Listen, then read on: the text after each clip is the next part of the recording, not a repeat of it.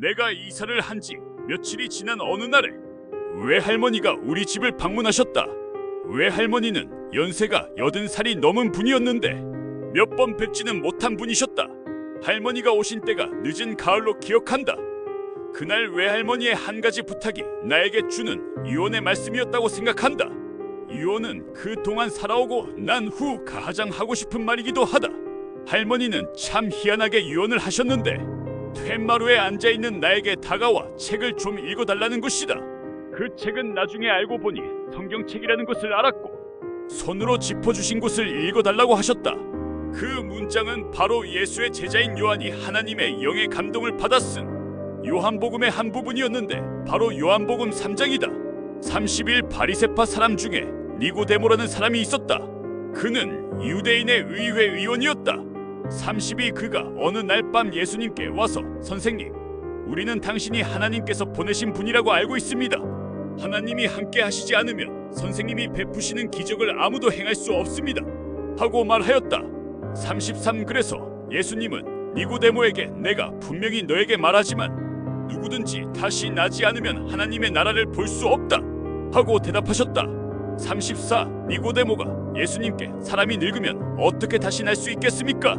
어머니 뱃속에 들어갔다가 다시 태어난다는 말씀입니까?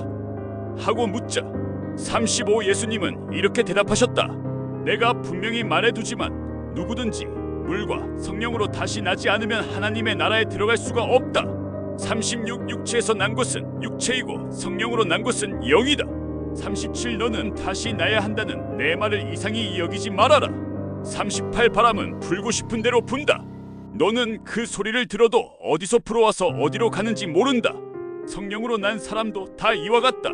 39 그때 니고데모가 어떻게 이런 일이 있을 수 있겠습니까? 하고 물었다.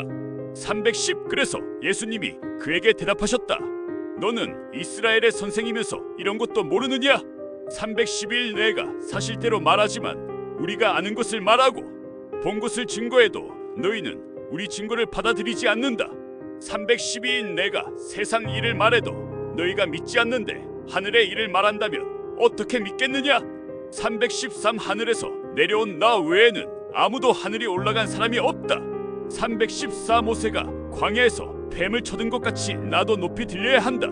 315 이것은 나를 믿는 사람마다 영원한 생명을 얻도록 하기 위해서이다. 316 하나님이 세상을 무척 사랑하셔서 하나밖에 없는 외아들마저 보내주셨으니 누구든지 그를 믿기만 하면 멸망하지 않고 영원한 생명을 얻는다. 317 하나님은 세상을 심판하시려고 아들을 보내신 것이 아니라 그를 통해서 세상을 구원하시려고 보내셨다. 318 그를 믿는 사람은 심판을 받지 않지만 믿지 않는 사람은 하나님의 외아들의 이름을 믿지 않기 때문에 이미 심판을 받은 것이다. 319 심판의 근거는 빛이 세상에 왔으나 사람들이 자기들의 행위가 악함으로 빛보다 어두움을 더 사랑한 바로 그것이다. 320 악을 행하는 사람은 누구나 자기 행위가 드러날까봐 빛을 미워하며 빛으로 나오지 않는다. 321 그러나 진리대로 사는 사람은 자기가 하나님의 뜻을 따라 살고 있다는 것을 나타내기 위해서 빛으로 나온다. 322 그 후에 예수님은 제자들과 함께 유대 지방으로 가셔서 얼마 동안 거기에 머물러 계시면서 세례를 주셨다. 323 요한도 무리 많은 살렘 부근의 에논에서 세례를 주자 사람들이 그에게 와서 세례를 받았다. 324일 때는 요한이 아직 감옥에 갇히기 전이었다. 325 그런데 요한의 제자들과 어떤 유대인 사이의 정결의식에 대한 말다툼이 벌어졌다. 326 그래서 요한의 제자들이 요한에게 찾아가 선생님과 함께 요단강 저편에 있던 분 곧 선생님이 말씀하시던 그분이 세례를 줌으로 사람들이 모두 그분에게 몰려가고 있습니다. 하고 말하자 327 요한이 이렇게 대답하였다. 하나님이 주시지 않으면 사람은 아무것도 받을 수 없다. 328 나는 그리스도가 아니라 그분 앞에 보내심을 받은 사람이라고 하지 않았느냐? 너희는 그것을 직접 들은 증인이다. 329 신부를 맞이하는 것은 신랑이지만 신랑의 친구가 곁에 섰다가 그의 음성을 듣고 크게 기뻐한다. 마찬가지로 나에게도 이런 기쁨이 넘치고 있다. 330 그분은 점점 번영해야 하고 나는 점점 쇠퇴해야 한다. 331 위에서 오시는 분은 그 무엇보다도 높은 분이시다. 땅에서 나는 사람은 땅에 속하여 세상 일을 말하지만 하늘에서 오시는 분은 그 무엇보다도 높은 분이시다. 332 그분이 보고 들은 것을 증거하여도 그분의 증거를 받아들이는 사람이 없다. 333 그분의 증거를 받아들인 사람은 하나님이 참되신 분이라는 것을 인정하였다. 334 하나님이 보내신 분은 하나님의 말씀을 하신다. 이것은 하나님이 그분에게 성령을 한없이 주시기 때문이다. 335 아버지께서는 아들을 사랑하셔서 모든 것을 그분의 손에 맡기셨다.